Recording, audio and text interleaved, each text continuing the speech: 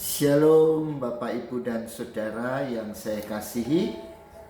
Puji Tuhan, kita boleh kembali bertemu dalam program Sapaan Firman Gembala menjelang libur panjang Lebaran di tahun ini. Mari kita nikmati libur Lebaran ini, tentu dengan tetap memakai hikmat dan hati yang bijaksana dalam menyikapi setiap situasi dan keadaan, sehingga kita boleh terus berjuang bersama untuk memperlalukan pandemi COVID-19 ini. Terutama jangan pernah mengabaikan untuk melaksanakan protokol kesehatan secara benar, dan jangan pernah ragu untuk selalu berdoa memohon pimpinan Tuhan Allah yang kuasa di dalam Yesus Kristus, yang akan melakukan segala perkara untuk mendatangkan kebaikan bagi setiap orang yang percaya dan mengasihi Dia. Mari kita berdoa. Bapa Surgawi, kami bersyukur untuk kesempatan pada saat ini. Kami boleh kembali datang menghadap hadirat-Mu yang kudus, memohonkan belas kasih Tuhan untuk bersabda kepada kami, sehingga di dalam setiap hati kami boleh menyimpan firman-Mu dan mengikuti setiap kebenaran firman yang akan memberikan hikmat dan bijaksana, sehingga kami dapat melewati setiap kehidupan kami dengan hati yang tenang karena rasa dekat dengan Tuhan. Terpujilah nama-Mu ya Bapa, di dalam nama Tuhan Yesus kami berdoa. Haleluya, amin. Bapak, Ibu, dan Saudara, kita akan melanjutkan pembacaan kita yang hari ini akan kita ambil dari Amsal pasal 8. Amsal pasal 8 ayat yang ke-14 sampai ayat yang ke-36.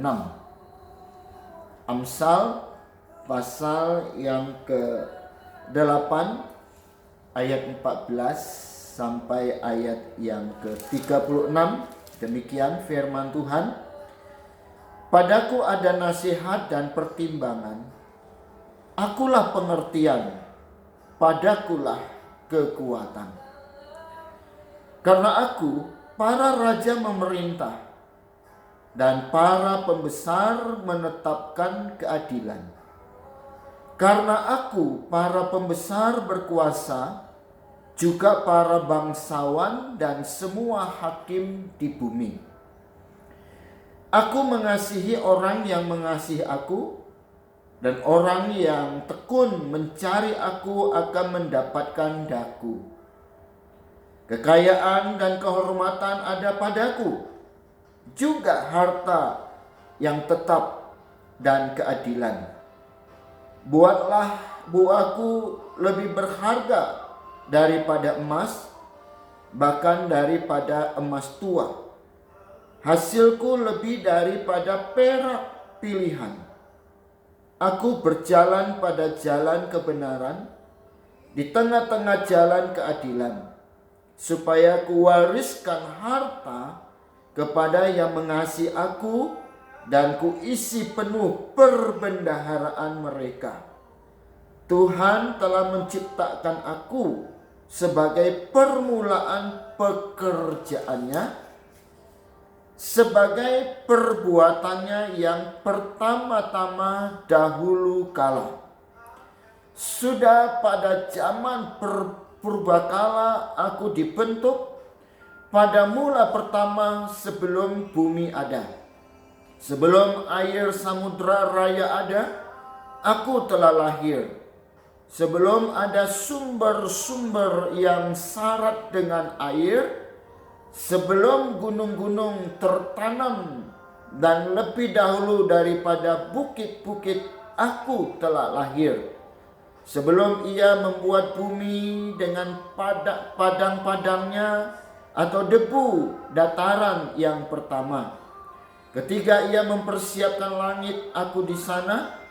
Ketika ia menggariskan kaki langit pada permukaan air samudera raya. Ketika ia menetapkan awan-awan di atas dan mata air samudera raya meluap dengan deras. Ketika ia menentukan batas kepada laut supaya air jangan melanggar titahnya. Dan ketika ia menetapkan dasar-dasar bumi, aku ada sertanya sebagai anak kesayangan. Setiap hari aku menjadi kesenangannya dan senantiasa bermain-main di hadapannya. Aku bermain-main di atas muka buminya, dan anak-anak manusia menjadi kesenanganku. Oleh sebab itu, hai anak-anak, dengarkanlah aku, karena berbahagialah mereka yang memelihara jalan-jalanku. Dengarkanlah didikan, maka kamu menjadi bijak, jangan mengabaikannya. Berbahagialah orang yang mendengarkan laku, yang setiap hari menunggu pada pintuku, yang menjaga tiang pintu gerbangku. Karena siapa mendapatkan aku, mendapatkan hidup, dan Tuhan berkenan akan dia. Tetapi siapa tidak mendapatkan aku, merugikan dirinya. Semua orang yang membenci aku mencintai maut.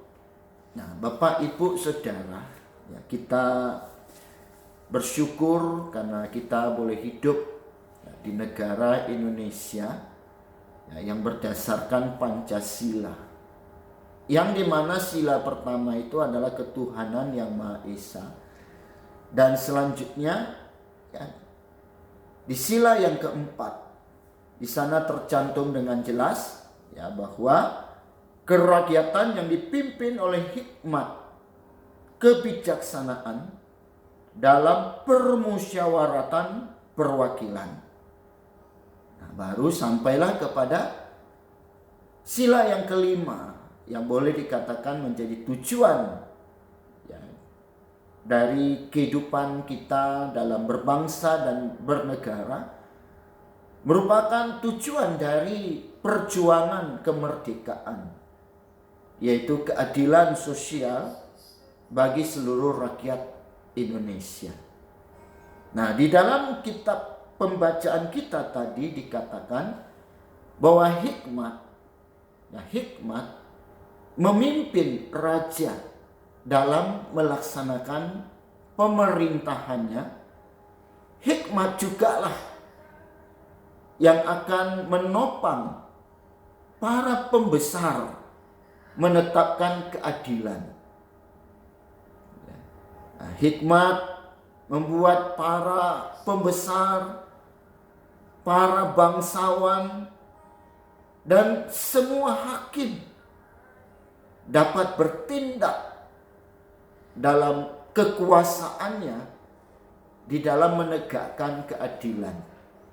Nah, mungkin Bapak, Ibu, Saudara ya pasti pernah tahu sebuah film ya, sebuah film ya, kalau saya tidak salah juga ya, secara berseri diputar ya di televisi, tapi saya tidak tahu ya televisi mana ya, tapi buku ceritanya juga sangat bagus ya, itu tentang filosofi ya, yaitu seorang jaksa ya, mungkin jaksa ya, bukan hakim, jaksa itu Jasbau ya, Jasbau namanya Jasbau ya. Nah, itu sangat luar biasa ya, dia selalu dapat mengadili ya secara tepat ya, dan luar biasa ya. Ini filmnya mungkin kalau dicari pasti ada lagi ya, mungkin di YouTube di mana ya, Jasbau ya. Nah, jadi sekali lagi bahwa tanpa hikmat, ya, ya, maka pemerintah akan rapuh. Nah, tanpa hikmat orang akan memutarbalikkan atau mempermainkan, ya, keadilan.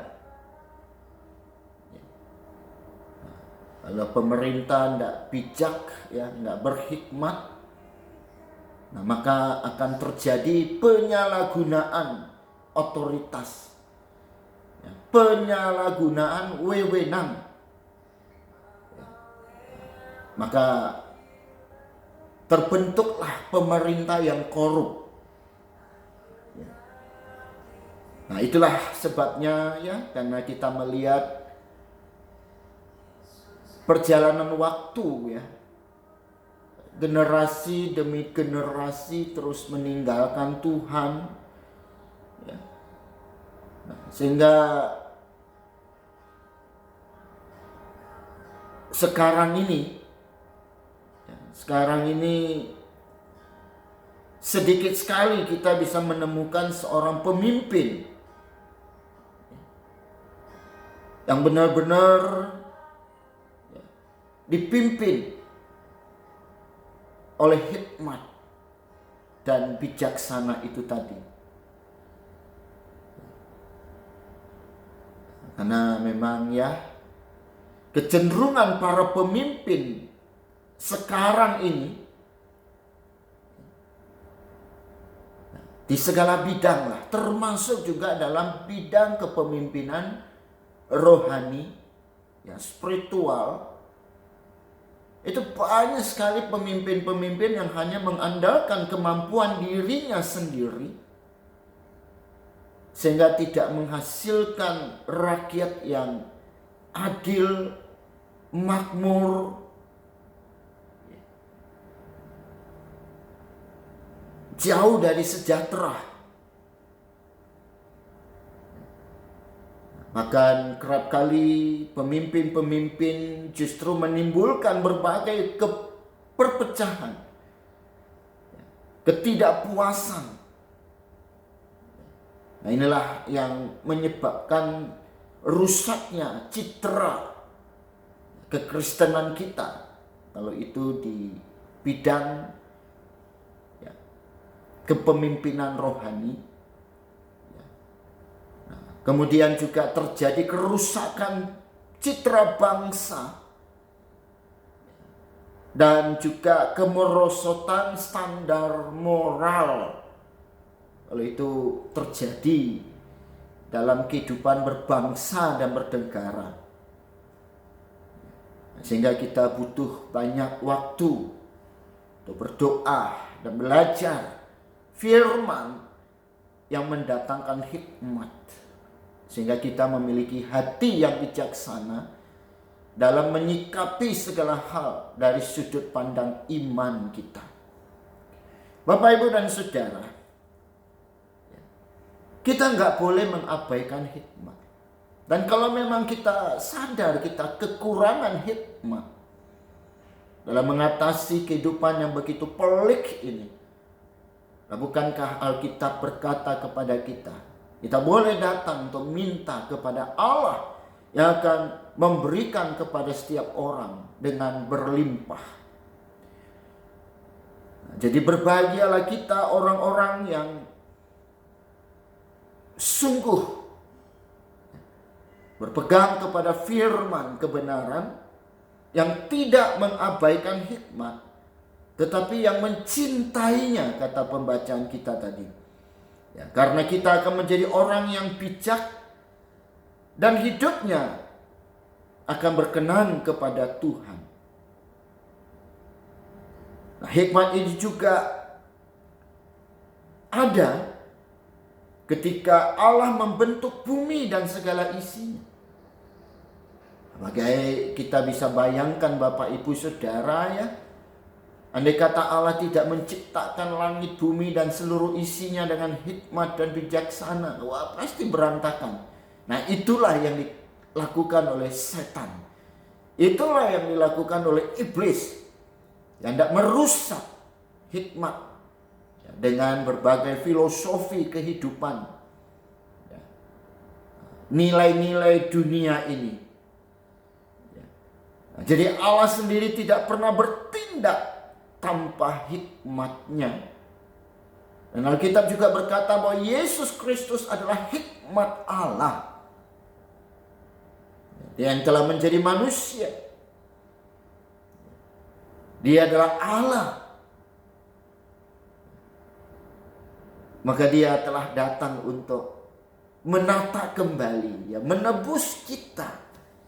Supaya kita menjadi ciptaan yang baru. Punya habit, punya karakteristik yang sesuai dengan yang diteladankan oleh Yesus dalam kehidupannya. Nah, Bapak Ibu saudara-saudara yang saya kasih di dalam Tuhan, bagaimana kita belajar dari seorang raja yang konon katanya, dan saya percaya itu karena itu Alkitab yang menuliskannya.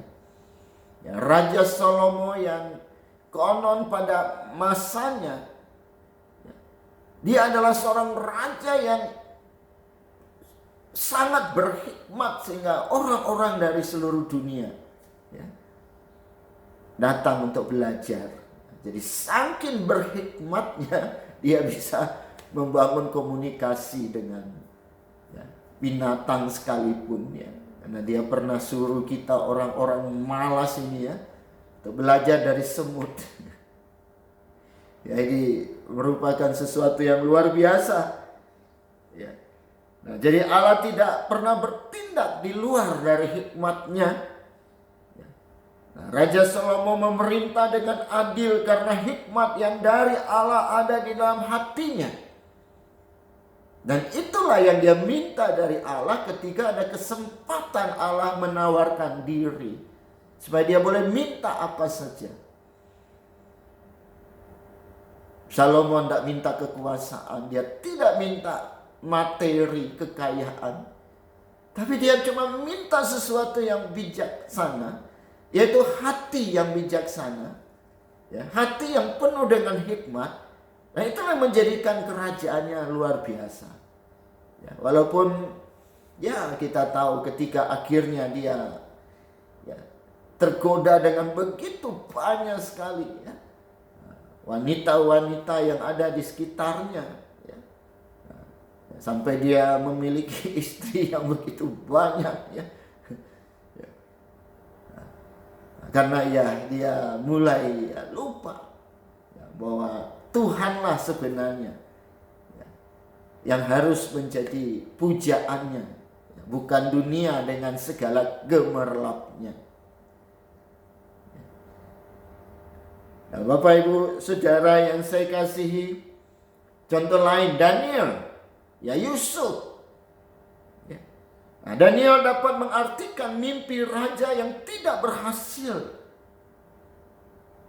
diartikan oleh orang-orang cerdik pandai pada waktu itu yang ada di dalam kerajaan Babilonia, di Babel. Pasti kita tahu bahwa itu karena hikmat dari Allah. Nah, ada banyak sekali contoh-contoh dalam Alkitab.